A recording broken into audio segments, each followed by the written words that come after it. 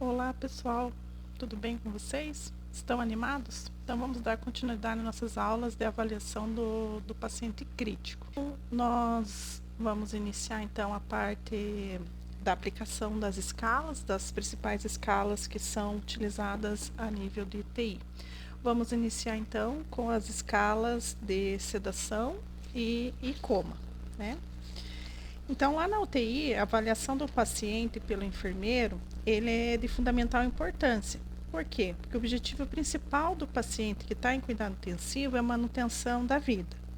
Então, o paciente apresenta frequentemente diferentes graus de comprometimento físico, que exige do profissional enfermeiro uma capacidade mais aguçada da observação, para conseguir identificar e controlar qualquer instabilidade fisiológica. Então, essa característica da assistência em UTI requer do enfermeiro competência para um levantamento de dados bem rigoroso, requer habilidades para a tomada de decisão frente a cada situação. Dessa forma, a obtenção de dados envolve tanto técnicas de entrevista, anamnese, aplicação da escala e o exame físico. Tudo isso para quê? Para garantir a melhoria da qualidade da assistência. O exame físico do paciente crítico ocorre da mesma forma que ocorre com qualquer paciente. Será utilizado a sistematização da assistência da enfermagem, que dentro desse universo nós temos o processo da enfermagem. Então, o processo da enfermagem envolve anamnese, exame físico, diagnóstico de enfermagem.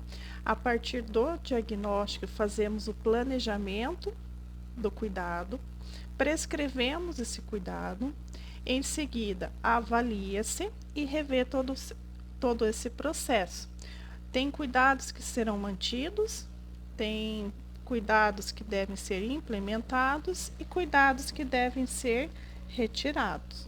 Vamos dar início com a parte da avaliação neurológica e aplicação de escalas. Então, o nível de consciência é o grau de alerta comportamental que o indivíduo apresenta.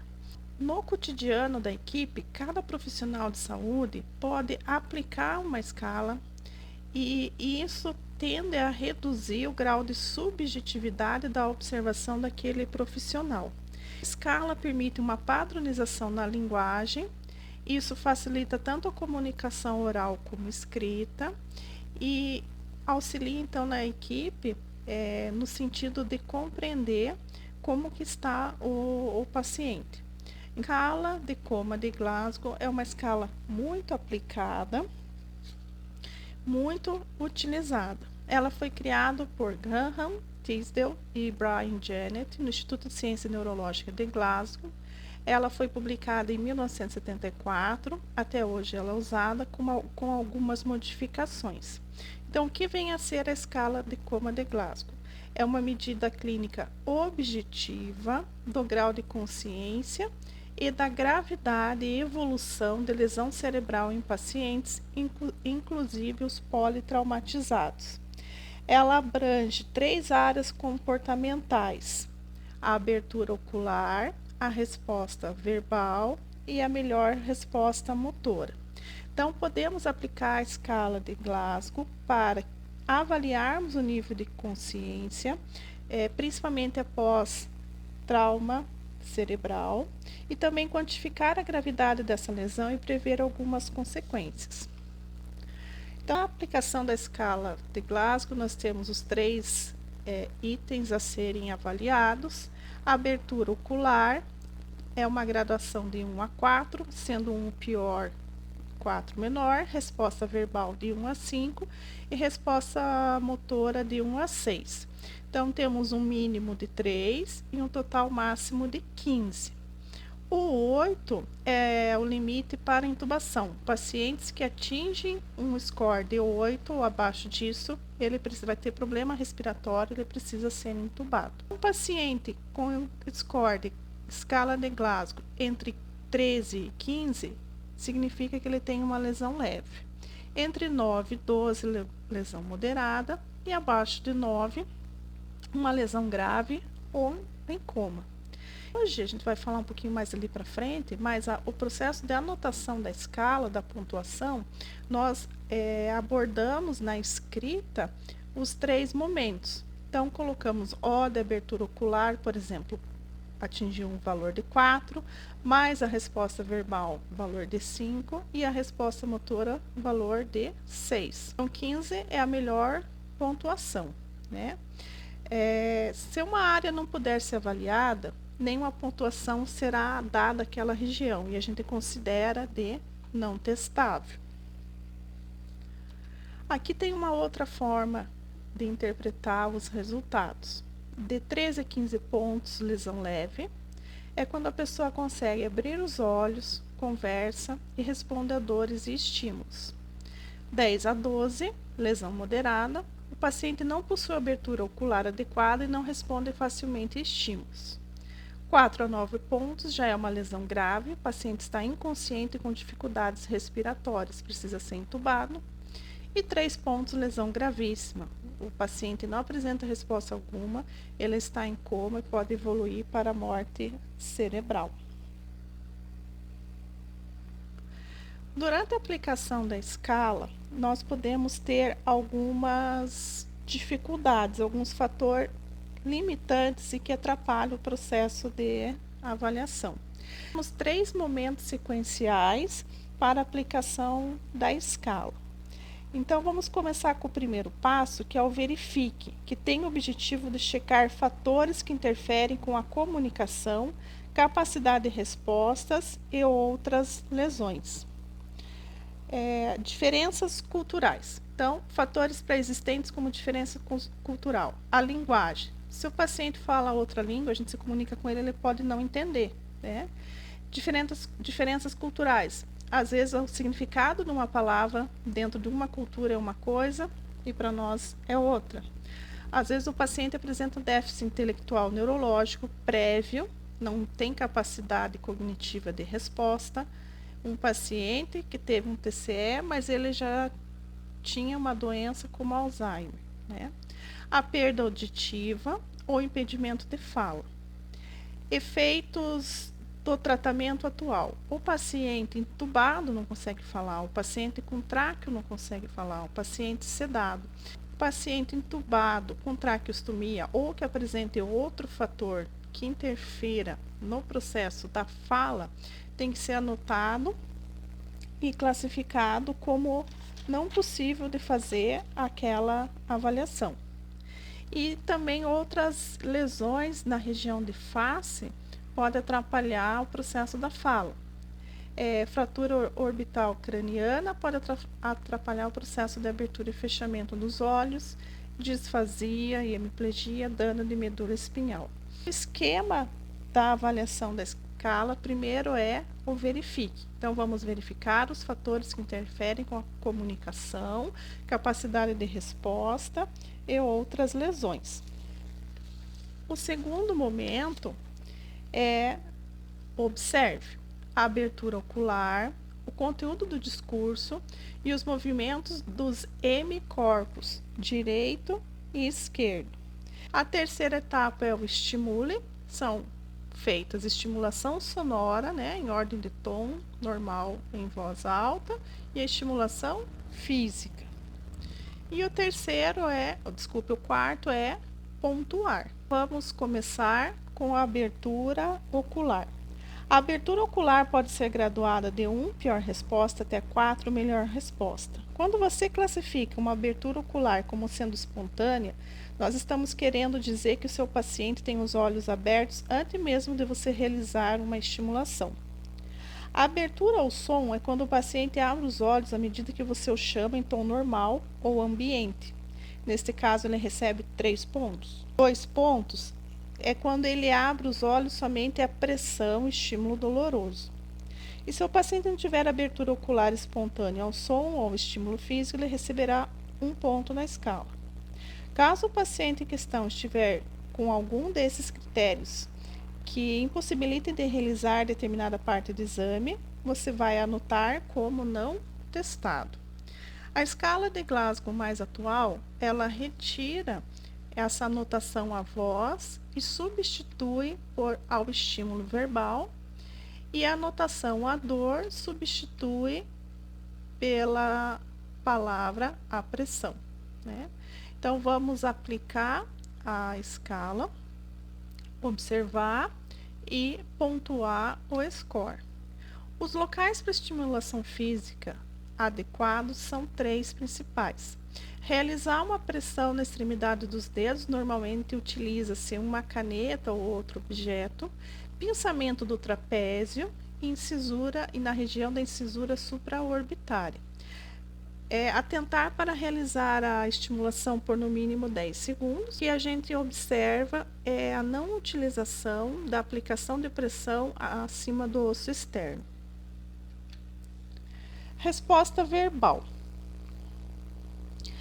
Diferentemente da abertura ocular, nesse momento da escala, teremos a melhor resposta verbal recebendo 5 pontos e a pior resposta recebendo 1. Orientado aquele indivíduo com resposta adequada, você perguntou para ele o nome dele, que dia é hoje, e ele respondeu adequadamente e corretamente todas as respostas. Então, esse paciente é classificado como paciente em situação orientada, pontuação 5.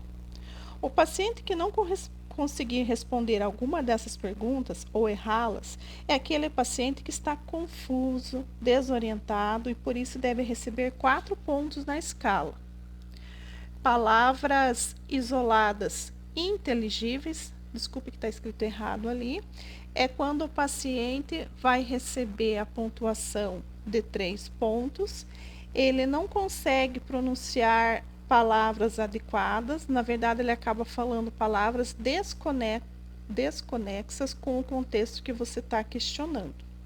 Por exemplo, você pergunta para o paciente como é seu nome e ele responde que está em Ponta Grossa. E por último, o paciente que conseguir verbalizar apenas gemidos durante o exame irá receber apenas 2 pontos. O paciente que não consegue verbalizar em nenhum sons, ele recebe 1 ponto. A resposta motora. A melhor resposta motora receberá 6 pontos e a pior 1. Os 6 pontos, quem vai receber é aquele paciente que você pede para ele mexer as mãos, ele mexe sem qualquer dificuldade. Hoje, preconiza-se nesse momento que se solicite 2 ações para o paciente realizar. O comando de apertar as mãos ou mostrar a língua. O paciente que consegue localizar o estímulo doloroso ou onde estiver doendo receberá 5 pontos. Aquele paciente que, embora não consiga localizar de onde está surgindo o estímulo doloroso, ele consegue fazer um movimento de retirada quando for estimulado, ele recebe 4 pontos. Nós chamamos esse momento de flexão normal. Tem paciente que adota uma posição que nós chamamos de decorticação, que é uma postura anormal de flexão, ele vai receber 2 pontos. E o que apresentar a postura de descerebração, que é uma postura anormal de extensão, vai receber 2 pontos. Paciente que não consegue realizar nenhum movimento e não estiver adotando posturas de flexão ou extensão, vai receber 1 ponto. E o paciente que limita a resposta motora não testável. Então, responde às ordens, 6 pontos, localiza o estímulo de dor, 5 pontos, localiza, faz um efeito, não localiza adequadamente, mas faz um efeito, um reflexo de retirada, flexão normal 4. Paciente que faz decorticação, que é uma flexão anormal, 3 pontos. Paciente que apresenta descerebração, que é uma extensão anormal, 2 pontos. E ausente, 1 ponto. Então, a postura de decorticação e descerebração. Na postura de decorticação, é uma postura na qual a pessoa se apresenta rígida, com os braços dobrados, os punhos cerrados e as pernas esticadas.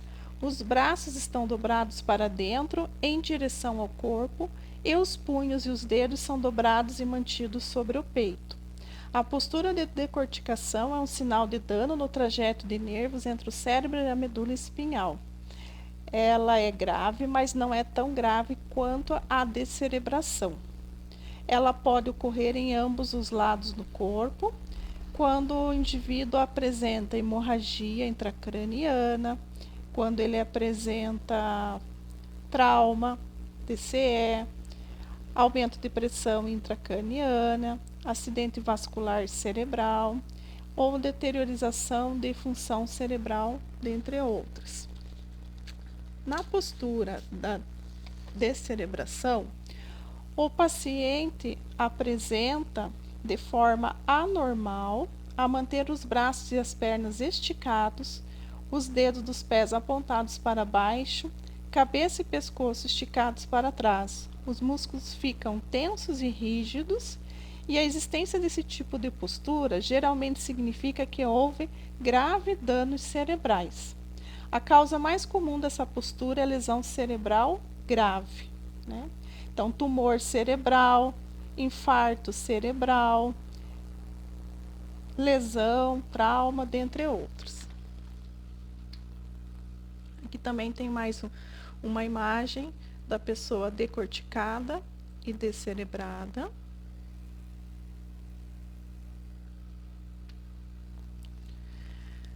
A escala de Glasgow atualizada, ela incorpora uma avaliação a mais na interpretação do paciente. Então, nós vimos abertura ocular de 1 a 4, resposta verbal de 1 a 5 e resposta motora de 1 a 6. Vai se somando. A partir de uma atualização realizada em 2018, foi acrescentada a avaliação pupilar. A avaliação pupilar, ela tem um score de 0 a 2, mas diferente das 3 anteriores, ao invés de se somar, diminui-se a pontuação. Então, por exemplo, se um paciente tem no seu score de Glasgow 15, mas ele não tem fotorreação nas pupilas, diminui 2. Então, nós vamos ver o que isso significa, né? Então, o que é a fotorreação? Fotorreação é a movimentação do tamanho da pupila em decorrência ao estímulo luminoso.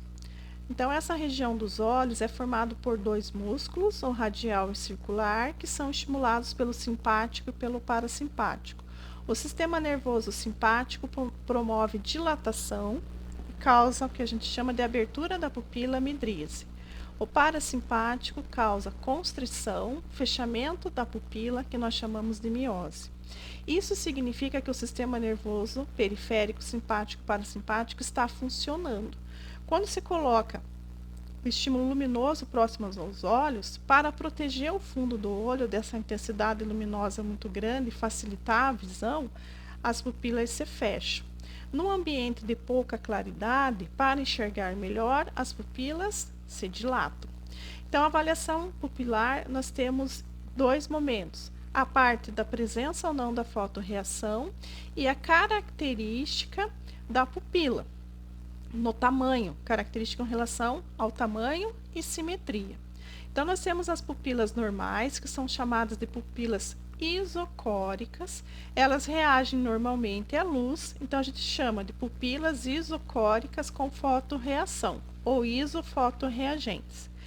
Existem pupilas que há uma falta de simetria entre um lado e o outro. A gente chama de anisocoria ou pupilas anisocóricas. Isso é bastante comum de ser observada em TCE e AVC. Temos as pupilas dilatadas, midríase. Pupilas dilatadas ocorrem normalmente em ambiente de pouca luz. Em casos não fisiológicos, hipóxia severa, anóxia, estado de inconsciência, paciente chocado, paciente parado, com hemorragias e TCE. Também temos a miose. Miose quando as 2 pupilas estão bem fechadinhas, contraídas e normalmente sem fotorreação. Isso pode indicar lesão no sistema nervoso central ou o uso de drogas. Aproveitando aqui a oportunidade de falar um pouquinho do nistagmo. Nistagmos são movimentos involuntários e repetitivos que o paciente apresenta. Esses movimentos não são controlados e eles podem ser lentos ou rápidos.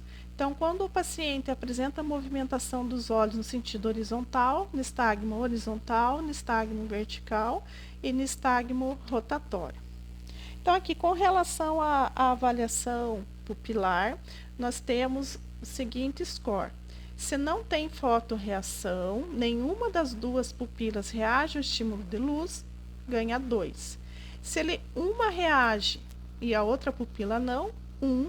E se nenhuma das pupilas reagem, o score é 0. Então, essa parte da escala, que contempla essa pontuação de 0 a 2, o paciente que apresenta pupilas fotorreagentes, bilateralmente, ele recebe 0. O que isso quer dizer? Que não vai ser reduzido da escala de Glasgow nenhum valor. E se ele receber 1, vai ser reduzido 1. Se ele receber 2, vai ser reduzido 2. Então, vamos ver aqui embaixo. Ó, a escala de Glasgow total, ela equivale à escala de Glasgow menos a escala de Glasgow pupilar. Se o paciente está entubado, ele não pode ter resposta verbal. A gente escreve um T. Se o paciente responde à pressão, abrindo os olhos, ele recebe 2. E ele retira a mão, né, quando a pressão, ele recebe 4. Então, o total ali deu 7, mas como ele tem apenas uma das pupilas com fotorreação, reduz 1 do valor total da escala. Então, o processo de anotação.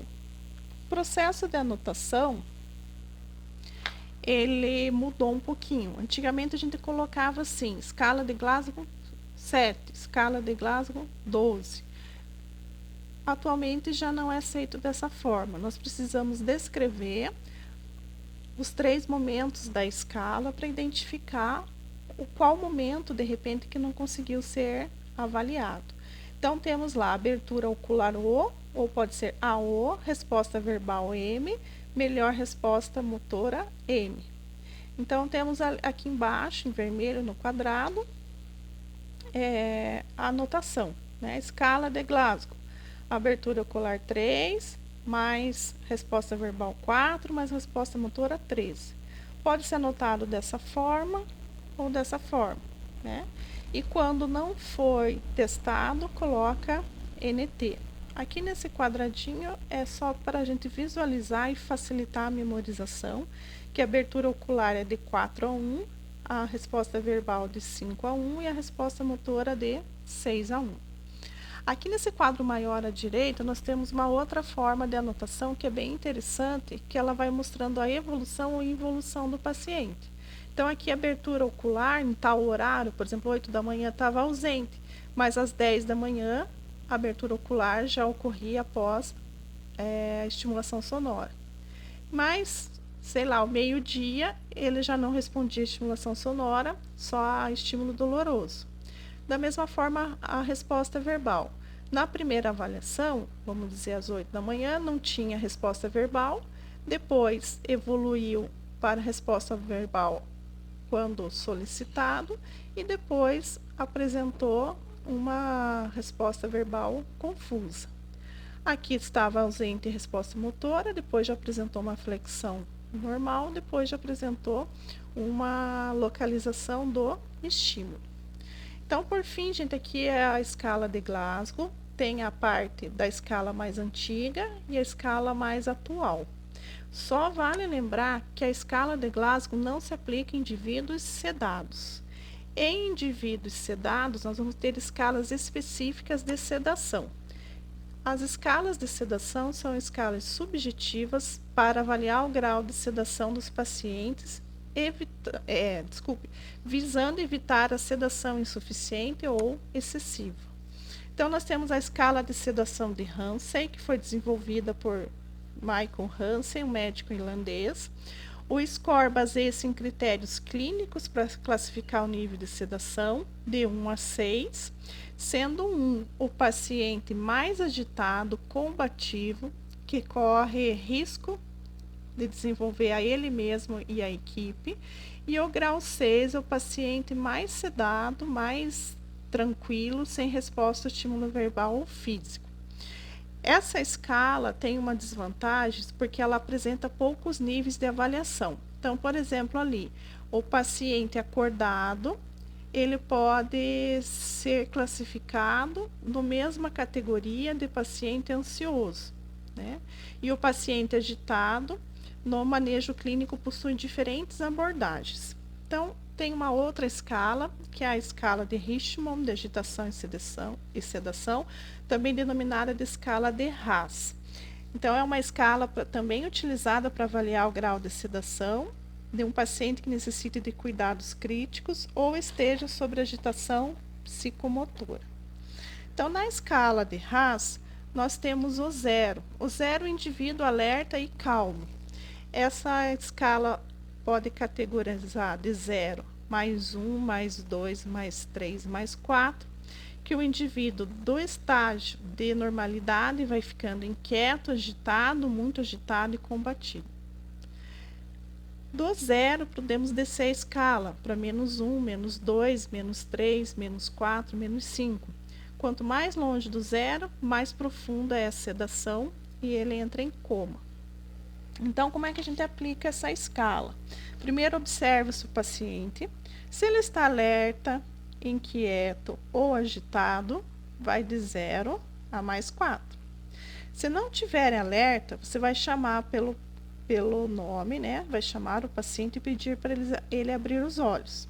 Se ele acordar e manter os olhos com sua abertura sustentada, por um certo período de tempo, ele realiza com você um contato visual, a gente categoriza em menos 1. Se acordado e com a abertura dos olhos, com breve contato visual, menos 2. Se o paciente for capaz de fazer algum tipo de movimento, porém sem contato visual, menos 3. E quando o paciente não responde a estímulo verbal, nem a estímulos físicos, ele é menos 5. Se apresentar ainda algum estímulo físico, ele é menos 4, né? Então, o objetivo da escala é manter o paciente devidamente sedado. Nem paciente com pouca sedação, nem paciente com muita sedação. E a escala é interessante também porque ele traz os pacientes agitados, né? Então, é isso, gente. Agora eu vou passar para vocês alguns exercícios. Então, nós temos um paciente que vamos aplicar a escala de Glasgow. Ele conversa e apresenta os olhos abertos. Então, a abertura ocular é espontânea, ele vai receber 4. Responde que gosta de maçã quando é perguntado sobre o que aconteceu. Ele tem uma resposta verbal, mas essa resposta verbal está confusa. Mais 4 pontos. Ele retira a mão do examinador quando mesmo faz uma manobra para avaliar a resposta à dor. Então, na resposta motora, ele promove um movimento de retirada. Somando-se, nós temos um valor total de 12. Se formos a aplicar a avaliação pupilar, ele apresenta pupilas isofotorreagentes. Ele ganha 0 e o valor da escala permanece em 12. Vamos para o próximo. Nós temos um paciente que durante o atendimento não abre os olhos nem por um momento. Então, abertura ocular não apresentou nenhuma. 1. O paciente na resposta verbal não apresenta qualquer tipo de resposta a qualquer pergunta. Também vai ganhar 1. Ele faz movimentos de extensão quando se realiza a manobra de estímulo doloroso. Então, ele vai receber 2. Ele faz uma extensão anormal. Total vai dar 4. Apresenta uma pupila sem fotorreação, ganha 1 ponto e o valor cai para 3. Reduz-se um ponto do total. O paciente abriu os olhos quando foi solicitado verbalmente. Então, a abertura ocular ocorreu ao chamado, ao som. 3. Não sabe onde está e o que aconteceu com ele.